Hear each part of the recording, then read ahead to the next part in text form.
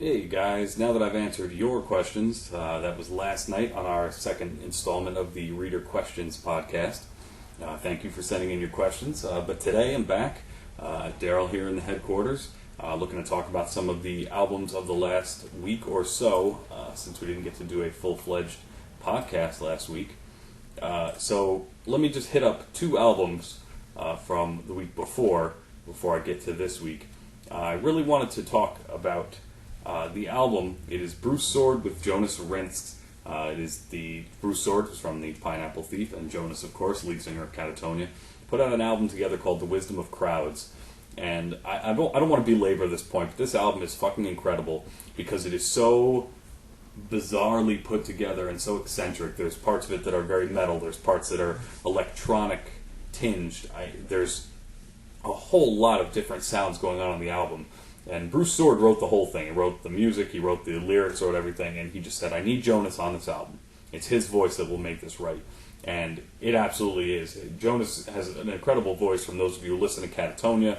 And the album really sounds like, if you've heard the Catatonia singles that they've put out, where they always have a B-side, it's usually a B-side and a remix. It sounds like a remix of Catatonia. His voice is just so perfect over the top. So definitely check out The Wisdom of Crowds. It's one of the best albums of the year. The other album I wanted to mention in passing from that week was, of course, the new Sweet Opera album, Eternal Defiance, which is probably their best album to date. A lot going on that one, too, but they've really hammered it home. And with Book of Doubt, which came out in 2011, I thought they had kind of reached their pinnacle, but Eternal Defiance just blows it away.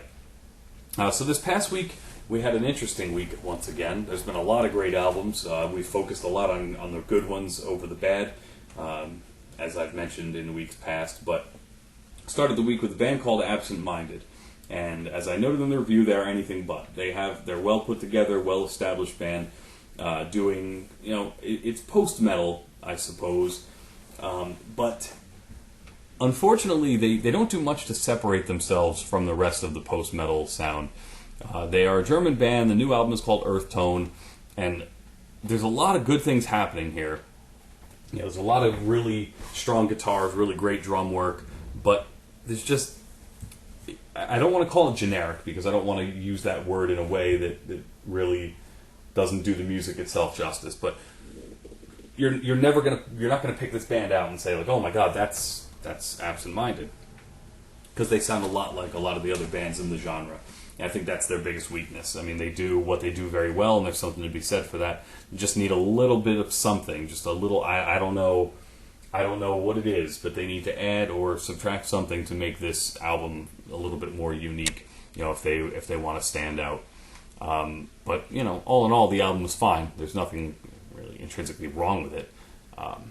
But some interesting stuff going on there. The Tuesday slot was filled by a band called Old Growth from Boston, and I didn't want to give it away because there's something kind of surprising on this album. When you listen to it, you get the impression that this could be like a 4 or 5 piece band, 2 guitarists, bass player, drummer, singer, whatever. But it's a 2-piece band, and it's just bass and drums, and that alone would probably pique a lot of your interest and get you into the album. But what's even more impressive is that you can't really tell there's no guitars on the album, just bass and drums. And they do an amazing job of making the bass so expressive and so it's a lead. I mean, he plays lead on the bass, and that's fucking fantastic. And it's not just like, hey, look at that, we don't have any guitars, see how cool we are. No, this is like a real album just done without guitars. I know the band Horse Latitudes has 2 bass players rather than a guitarist, and I thought that they did not execute nearly as well as Old Growth has on this EP, which is called the Owl EP. I mean, it's got an owl on the front, so that all makes sense, but I guess it could be self-titled as well. Definitely give them a listen. It's oldgrowth.bandcamp.com, but give them a listen and see if you can figure out that there's really no guitar there. Brian's review this week was for the latest album by Sirenia. Sirenia has always kind of been one of those bands. And I have a review coming, I believe it's next week, for a band called Eden Bridge, and I kind of put them in the same category, where they haven't quite hit that top shelf yet. You know, you have when you're talking female fronted bands, you know, you have your Nightwish, you have your After Forever, you have even Tarja, I guess, on her own, but you know, bands like Sirenia and Edenbridge haven't quite cracked that top echelon as far as I'm concerned. But Brian notes that this new album, which is called Perils of the Deep Blue, may actually get them in there. He actually gave it a 10 out of 10 and said that he's, you know, his biggest apprehension going in was that, you know, they've changed front women on nearly every album, so they have yet another new singer, but this one works out. And I think that he kind of hit his review right on the head with this one. It's a great album. They actually really, I think they haven't changed their sound, but they've refined themselves. And with a new singer in tow, that's not that easy. So they hit the ball out of the park on this one.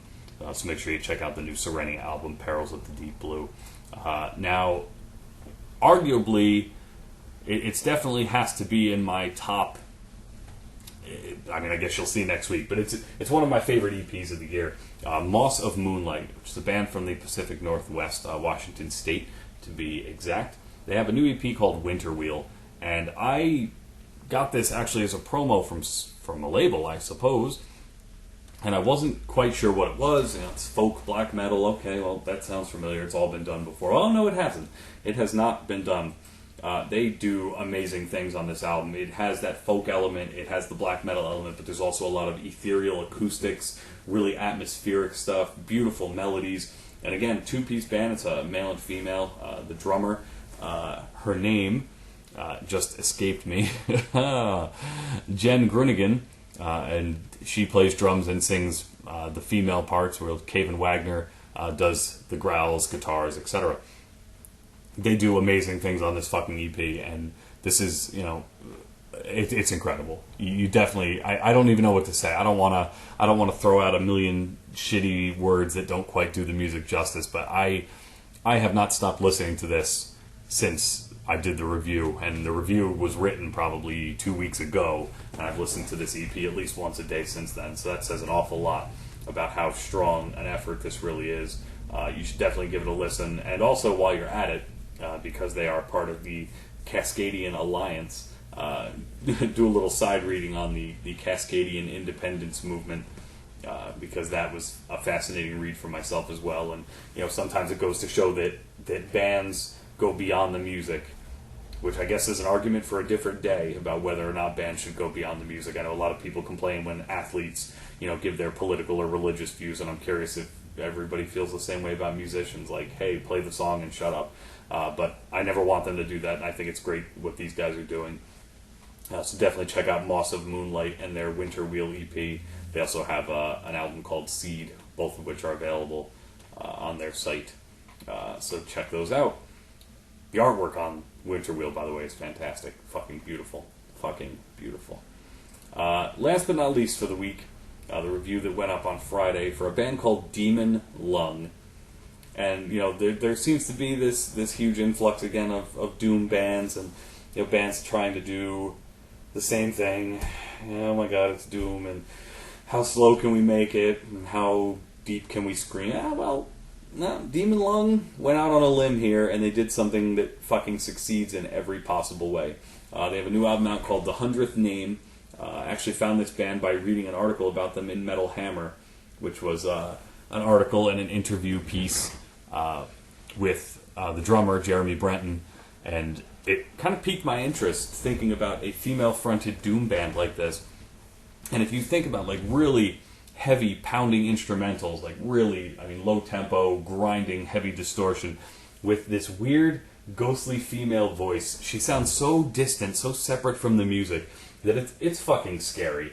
It really is. I don't know what else to say about it other than it fucking terrified me. Like, this is the music nightmares are made of. This, actually, I could see these guys being best friends with the guys from Fister and just playing music, you know, to absolutely fucking lose your mind to. I mean that as a compliment. I don't want that to sound like an insult. But Demon Lung are from Las Vegas, and they just fucking kill it. And this is a band now that I am a fan for life after listening to this album. Unless they, you know, make a techno pop album next, I think they've got my money from here on out. it's absolutely fucking insane to hear. You know, if you took like a Swallow the Sun instrumental and just put a haunting female voice on it, or you took Fister and, you know, put a psychedelic female sample over it, it's just unbelievable what they do here, and it's just incredible. I'm like gushing now. I feel like a father gushing over my child, even though I don't know these people. They just make really fucking great music. So definitely check out the new Demon Lung album, The 100th Name. And, you know, the borderline satanic cult stuff. If you can handle it, you will fucking love this album. So anyway, that's all, you know, as far as album-wise that we needed to get to this week. Got a lot coming up. You heard the Reader Question podcast from last night, I hope. So feel free to submit more questions to us on our Facebook or Sorrow Eternal blog at gmail.com. Got fucking great reviews coming up this week. This week was another... I say this every week now, I think, but this week we have the new Orphan Land album, which, if you have not heard it, is a fucking beast. A band called Folk Metal Jacket, which sounds like a joke, but it's not. A weird, dancey metal album by a group called Dol Theta, which is led by a dance artist, and as I mentioned, the new album by Eden Bridge. Brian is working on, I believe, Amberian Dawn for this week. They have another new album, though I think they had one last year, so that's fucking great. So much shit going on, so many great fucking albums, and there's some that I didn't even want to talk about, Megadeth and, you know, Black Sabbath. I already mentioned my opinion on that, but so keep tuning in, guys, and we'll catch up with you next week with more great reviews and more metal conversation here at Sorrow Eternal. Fuck yeah.